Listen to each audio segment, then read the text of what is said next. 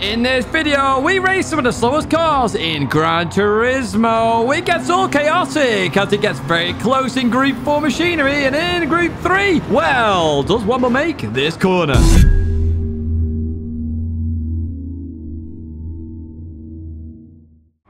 Hello everyone, and welcome back to the Gran Turismo weekly race guide here in 2023, week 33, and it's the weekend after Amsterdam, so sorry if my voice is a little bit dopey or sounding croaky or however you want to call it. We had good fun there at the premiere and also the event. There's a separate video for that coming up very soon, but we are here with the daily races, exactly what you want. First up, daily race A, and it's a bit of deja vu this week. It's going back to a previous week's settings. We're in a Daihatsu Copen here. We're doing 6 laps, which you can see there. Grid start, comfort, medium tires. Now, this car very much is a 3rd gear, 4th gear car, and that's all you use. Now, if you don't want to do this race, and it's worthwhile doing, you can have some good racing here, then there are some timestamps there for you. However, we did all 3 races. I'm going to show you what happened in those 3 races and give you a lap guide, an updated one for all of these with kilometers an hour on as well. So sit back, relax, and enjoy race A. Right, here we go then. I'm in that TCR Copen, as you can see right there. This is actually one of the strongest race A's I've seen. Loads of A's and A pluses in this one. Usually we get quite a few B's in there as well.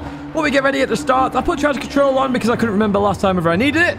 Apparently so there, so a little bit of wheel spin there, so you do want to change gear. I do short shift in this car. Again, it's got lots of power throughout the range. However, you don't want to just change gear because that's where the real-time delay happens in terms of moving that gear stick from 2nd to 3rd or 3rd to 4th. Right, we're going to head towards the first sharp corner, that is, and D-Ball just comes across there, part of TCR, of course, and we just try and take a bit of avoiding action as we go through the first corner. Do expect quite a bit of contact in that first corner on the first lap. Guaranteed to happen. It really is. So you just take your time there and you should be sound. This race got a lot of TCR drivers in it, so it went very cleanly and very fair. So fair play to absolutely everybody as we look on the inside here. Not going to quite work. We're in 4th gear there. What we'll do, we'll just fast forward little bits here because this car is a bit slow as well. Going to head in towards the right-hander then, and the car sent it down the inside there. My word, that's a 7.5. Managed to get it stopped though. Fair play. I always say you can send it. By all means, send it. As long as you make the apex, it's all good. Mark and Janice have been off there. We're going to go on the inside of them. So we do gain a place there. Karma just loses out behind us from that mega move earlier on as we start lap number 2 then. D-Ball on the brakes there a little bit. I'm surprised to be about being on the brakes. Maybe they're sticking, I'm not too sure. But if you're watching D-Ball, maybe have a look if you are. But I don't think the brakes are needed for that corner, to be honest with you. Going to head into this right-hander, and this time I brake a bit earlier. Karma sends it again down that inside. Does make the apex again. Avoids contact, so it's all fair. Again, I say it before, I'll say it again. You can send by all means because we are racing at the moment. If there's a gap there, you can send it. Just make sure you make the gap. And Karma's nailing it beautifully as we go down the inside of D-Ball. And we're purple by a mile there because obviously it's lap 2. We're through here. You notice I'm in 4th gear, very low in the revs, but it's fine. It's absolutely fine. You can actually do 5th gear there, and it's actually fine as well. But 4th gear is slightly quicker, only slightly though. Going into lap 3 then, and final selection just goes a bit wide here, forcing me to slow down. Drop to 3rd gear there. I really shouldn't have dropped to 3rd, to be honest. Should have stayed in 4th gear. Then we would have that time delay with that change of gear. We start lap number 4. We've caught up to Stig on Speed, who just understeers off here, and I have to take a bit of avoiding action there to avoid them, and that's going to leave me vulnerable behind, because guess who's back? It's the all sender. It's Karma. Sends it down the inside. We give him room on that inside then as we continue on out of there, side by side. Beautiful stuff, beautiful racing here as we carry on. Now, I think Karma's in 2nd gear here because they're going to change gear, and notice how we pull up on them very quickly, and that's that time delay with those gear changes. And in towards the right we go on the outside. They're going to carry on through the corner. Look at this for racing. Karma gives me just enough room here. We are behind Stig on Speed then, so I've got to give Stig on Speed a bit of bump draft here in order to get by Karma, and then we may be looking on the inside of Stig on Speed here. So, going to go towards that inside line then. No, the horns! Stop it with the horns! Going on that inside then. We're looking to get the job done here as we go into the right-hander then. And through we go. We get another spot then. P7 it is so far. Let's advance towards the final lap where we are seeing final selection up ahead again here. And we do have the fastest lap there as well, 105.2 as we go into the right-hander. You can get 104s in the race. As we go through this right-hander, we get right on the back of final selection then. What are they going to do? Are they going to defend or are they not going to defend? Are they in the wrong gear or are they in the right gear? All these questions are about to be answered. They were in the wrong gear as we stay in 4th. Notice we get the pull on them on that inside line then. Heading in towards the braking zone then. Looking to slow the car down. I will explain how to do this corner properly. Coming into here then. We were side by side. We're going to leave that corner then. Ahead in P6. Steve's famous position as we head towards the line then. And that's the race finished there. So as you can see, you can have some good racing here. Had some fantastic side-by-side action. So well worth a shout. Remember, slower is sometimes better in terms of racing because you have a lot more time to think. So, in terms of this lap then, last time we did this, I didn't have a guide or a marker for turn 1. And the only one I can find here is that orange there. So, it's before the end of the curve here. I noticed the orange when I was doing it. I was like, okay, that's actually quite a nice marker to turn in. Now, you might want to lift a little bit here for this turn in. Only a little bit, like 50%. Notice I go 75% there. And then full throttle. I don't think you need to brake at all there, in my opinion. Make sure you just avoid track limits a little bit there by staying on the curb. And as you head towards this right-hander, you're braking before the start of the curve there. But you want to brake in a straight line, okay? So you are going to cut a little bit towards the left-hand side to open up this hairpin. Because this car is all about maintaining as much speed as possible. 1 mile an hour is significant in this car. Remember that. We're doing so-so speeds. A mile an hour is significant. 2 miles an hour is significant. We continue on through that in third gear, I might add. As we go up there, you can hit a turbo, really trying to pull the car up then. And we are a little bit up on the time here. And what we're going to look for on the right side is the end of the orange barrier there. That is a really nice marker for you to use. Now, for this corner, you can either lift and turn in and change gear. You can brake a little bit and turn in and try and accelerate out a little bit quicker. It's your choice with this one. It really is your choice. Now, I lift on this side. No, I do dab the brakes. Sorry, I do dab the brakes. I did lift on some laps and I got varying results. You can use a lot of the curb on exit. Remember, the double curb is where the track limits are in terms of dirty tyres and non-dirty tyres. Okay, so you can be careful there. I've got 3 markers there for you. We've got the end of the concrete thing here down at the bottom. In the middle, we've got the start of the drainage. And at the top, we've got the NLO, the NW. Oh, no, it's not the NWO. We're not on about WWE here. But you can use that as well, to be honest with you. So I started using that billboard on the left. And I'm trying to maintain 60 miles an hour through this corner. I'm going to drop to 59 there, but 60 is the key. If you can maintain 60 miles an hour through there, oh, you are onto a winner, folks. Onto a winner. So it's well worth trying that. That's it for race A, though. Let's head to race B, then, where we're at Road Atlanta in Group 4. And this is exactly what happened in that week race in terms of Road Atlanta Group 4. What are we doing here, then? Well, we're doing 5 laps here at Road Atlanta. It's a rolling start, and we're on the racing hard tyres. So Group 4, racing hard tyres, Road Atlanta, always very, very, very close racing action. You do have to be careful and really think about it. Let's jump to it now. Let's have a look at exactly what happens, followed by a lap guide. Right, here we are then at the start. Let's have a look at some of these car choices then. Lots of McLarens in there, some Ferraris. We've got Chelsea in the Scirocco. I mean, I can't speak at the moment. And you're probably wondering where my webcam is. Well, I kind of forgot to set it up. But I am going to start it in the middle of the race because, yeah, why not? Anyway, we'll fast forward a little bit there, try and get in towards the action then, because it all closes up very quickly as we catch up to Disco Stew. All right. If you've ever heard of Lionel Vinyl from the Blackpool area, that's what I was trying to do there. But, you know, maybe go Google him after. I have no idea. Anyway, through the left we go. And the Marlboro machine there, a bit slow out of that corner. And this is where I'm going to try and get my mouse to reactivate the webcam. So my fault here, Stu. Apologies for the slight tap there. As I just carried on going straight rather than following a circuit to the left-hand side. Through the right hand, there we go. I've got the mouse in hand right now. And as we go towards that right, we've got the position. And what we've also got now is the webcam. Hello, everybody. I am there looking pretty tired, actually, from the weekend we just had in Amsterdam. There we go. There's a burning TCR livery because TCR is on fire this week. As we go into the right hand and then jam me with some superb racing there. It gives me just enough room on the outside. Beautiful racing. You can see my face there. I love that jammy. Well played indeed. Well played. As we continue on through up here in towards left-hander. GTR there goes very, very, very, very wide. And we're going to have a clean run through and gain another position. Happy days indeed. We advance to lap 3 then, where GTR goes down the inside of that Supra there. Bit of contact between the two. And I was tempted for a move here, but I thought, nah, I'm a bit too far back here. It would just cause issues if I absolutely sent it on that corner. So I decided to stay behind here for now as we follow Al Massey through the corner then. That Supra looking good here as well. It was actually top of the leaderboards when I did my lap here. So it was interesting to see that the Supra and the McLaren are really going toe-to-toe. And we continue on through that left-hander then. And Al Massey just a bit slow on exit then. So we're looking for that run on Al Massey then as we head down towards the right-hander. It's actually got that Fast and Furious livery on, hasn't it, there on that left-hand side. As we continue on through the right-hander in towards the second one then. Do we get it stopped? Oh, oversteer.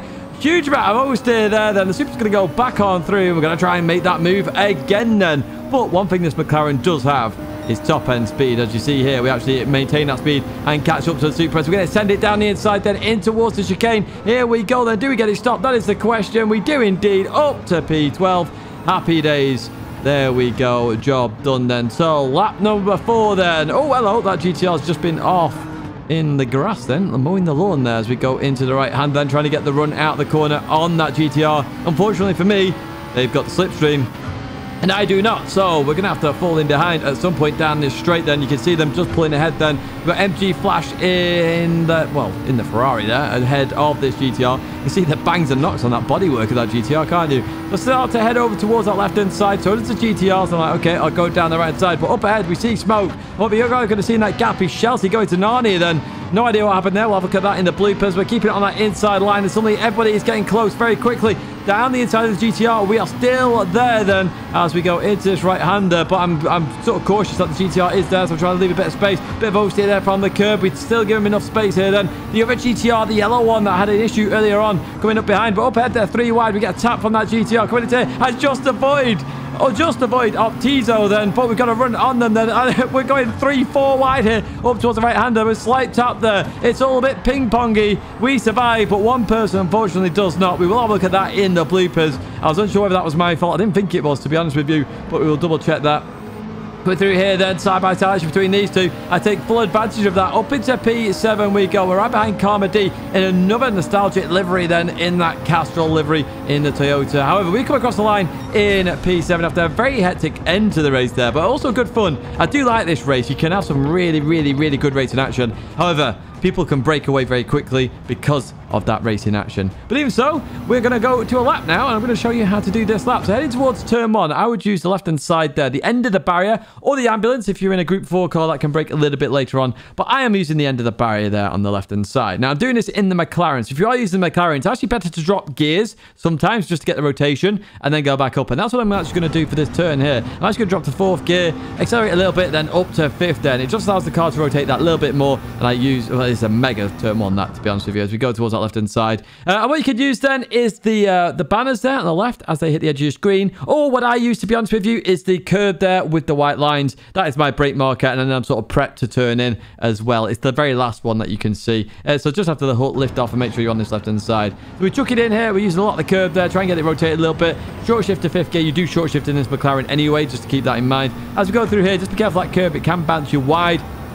As we head up here then, as the curb goes straight, you follow that as your braking line, okay? Remember, you brake 100% in a straight line. You don't turn and brake. 100% in a straight line, you've got the curb there to follow it, and literally, we're only going to go down 1 gear for this one. You can do 2 gears, 3rd gear to get it rotated in again. I'm pretty sure, actually, I only do 1 gear there. Yeah, I do 4th gear. I did try 3rd gear sometimes. It does work, but 4th gear just felt a bit more stable. Right, we're going to head down towards the double right-hander then, and what we're going to look for is our usual brake marker on the right-hand side there. So it's when the grass goes to tarmac, okay? On the right-hand side, very easy to spot then. And I dropped 2 gears in the McLaren. Your car may vary, of course, because they have different gearboxes and gear transmissions, etc. Transmission lines and ratios and all that good stuff. So in we go. We're going to try and accelerate through here as aggressive as possible. Now, on the right-hand side, you've got the fence where it ends, okay? You've also got a vehicle there that I'm pointing at. It's all on the right-hand side. You can see as the fence ends where that is as well. You're using that on the right-hand side. Now, in the race, there is a red tent there, which makes it a lot easier. But at this moment in time, it's very difficult. So once that hits the edge of your screen, okay, you're going on the brakes. As you turn in, you click the curb, and you want to accelerate out of here as quick as possible. In the McLaren, it's actually faster to do 2nd gear briefly on that, but I found you get a lot of oversteer, so you've got to be careful with that. So I just stayed in 3rd for this one. Head towards the last corner then. You've got the 200 board on the right-hand side, or the billboard there, okay. You can use either of these. They're very helpful to you. I brake early for this one because it's actually better to maintain a better speed on exit. So I'm going to use the 200 board on the right-hand side. Again, drop early. Avoid cutting the first part too much. There are penalties there, but cutting it like that is perfect. Accelerate through here. You will suffer a bit of oversteer there in some cars, so just be careful. As we head over the crest of the hill, use the angle of the corner to go towards the right-hand side. And that is a lap here at Road Atlanta in Group 4. And that is the end of that lap guide. And it's time for Race City, where we're at Red Bull Ring in Group 3. And as you can see, I'm in a Nissan GTR. So I went with the 18 car, because that's what I raced last time. So I thought it'd be quite good. And it seems to be doing okay here as well. What do we do at Red Bull Ring? Well, it's 13 laps. It's a rolling start, and we have to use the soft and medium tyres. Both are required. Times 10 tyre wear. That's a significant part of this, and that's what we're going to focus on in this race. There's a little bit of strategy there, and if you are good with tyres, it can be very helpful to you. Let's jump to the race and let's have a look exactly what happens, and a lap guide and bloopers straight after it. Right, here we are then with the final race of the day. Daily race C. Mixture of car selections again here. We've got BMW starting in pole. We've got the Lexus, the Womble up ahead. Shelty shows in the Corvette. I've obviously given Shelty a new lease of life, finding the Chevrolet Corvette in the car profiles, which, if you haven't checked out, please do. There'll be one at the end of this video for the latest one, which was the BMW Z4. Right, into turn 1 we go then, and through we go. We're starting on the medium tyres here. I generally always start on the harder tyre towards the back, just because then I can judge my strategy accordingly. But as we go into this right-hander then, this is where a lot of action will happen. Not too much crashing in this race. Womble defends the inside line very nicely there as we continue on out. So I'm trying to work out what tyres people are on at the moment, okay? And this next corner is where I figure out what Womble's on. So as I came into here, okay, I was like, okay, what is Womble going to be on here? So as we go through this corner, Womble just accelerates through this corner so easy. I was like, oh, Womble is on soft tyres there. Sort of guessed it, but I was like, okay, this is going to, you know, cause me to lose out a little bit in terms of time because I'm over the back of Womble at the moment. Maybe I'm forcing Womble to just defend rather than attack. Wasn't too sure. But as we go through here, well, we just advance further on instead because we're stuck behind Womble here. Oh, hello! Cheesy has gone there. So, Womble all over the back of Shelty. I'm not just stuck behind Womble, am I? I'm stuck behind a massive train of cars, which I'm trying to get through here. So, we're going to head towards the right-hander. Again, I'm looking on the inside of Womble here, and this shows you the strength of having those soft tyres. Defends beautifully there, does Womble. Really well played there to Womble as we continue on through then. So, still in P14. So, I was like, okay, I need to do something a bit crazy here. I need to try a very early pit stop as Disco Stew there with a penalty. Not sure what that's for. But we're going to go in the pits because I figured I was just losing too much time in this train of cars, which is actually being led by a McLaren, it looks like, up ahead there. But we're coming in the pits and just be safe there. You don't want to cross that white line because obviously you get a penalty. We don't, obviously, because we were very safe there. And we continue on out. So now the goal is, can we survive on our tyres and can we undercut people? So Shelty has come in the pits a little bit later on here, and literally the next lap actually as we go through that right-hander. And Shelty far behind. This is how powerful the undercut actually is there. So over 3 seconds behind then was Shelty. We advanced to lap 10. This is how much or how little racing happened in this race. And we get to a yellow flag there. So we can see somebody absolutely in the pit there up ahead as we go through the left hand. And that was actually the race leader at one point there. Cledlaw. And they were in the BMW sprint model. But we're going to head towards the line then. As we cross the line, we're actually going to see that Cliff Pang.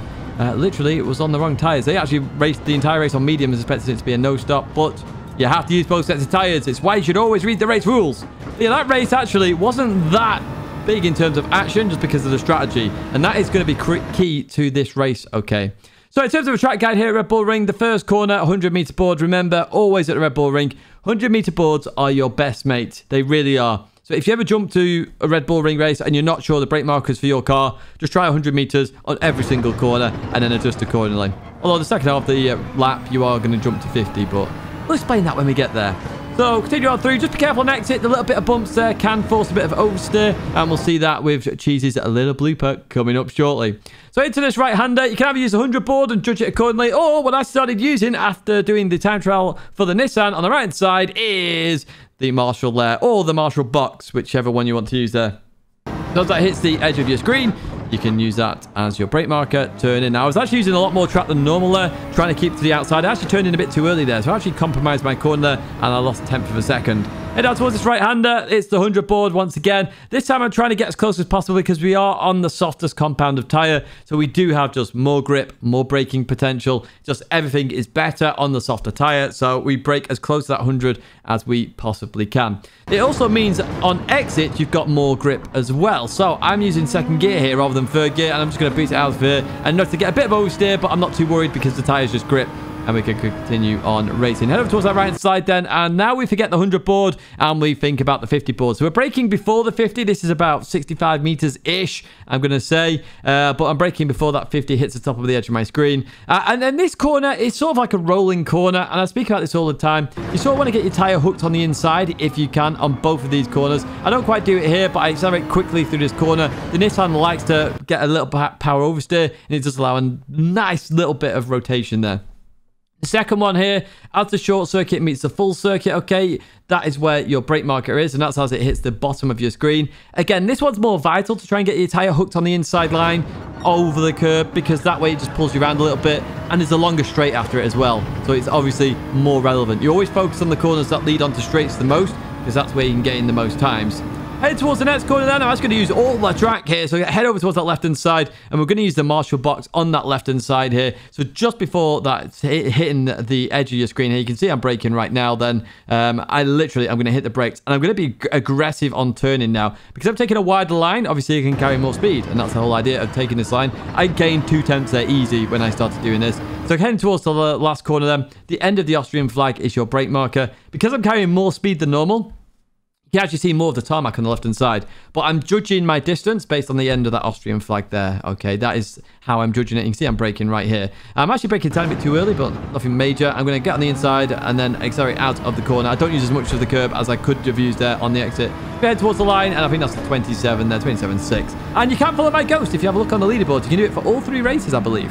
So let's have a look at the bloopers then. So going straight to race B, not much happened in race A. And coming into here, I mean, Chelsea was just, yeah, he just hit cars that were stopped there. So what we're actually going to do, we're actually going to look at it from the cars that were more involved here. Then down into here then, we've got Carmody ahead of this train, and it's just ping pong. It's just the standard ping pong stuff there, and it just forced a couple of cars off there. In fact, Exosum there actually gained a bit of an advantage from all of that, but it wasn't their fault either. So, you know, just a bit ping-pongy. So coming into here then, this was a big one there. You can see me, I just avoid Optizo then. I get a bump draft from behind there. And we're going to see which car lost it then. So we've got the red GTR here. Oh, slight tap on the other GTR, and that forced a bit of ping-pong. They managed to catch it, to be fair to them. But yeah, just a bit tight there. They just ran a little bit wide. It was the tiniest of margins, but it was a little bit.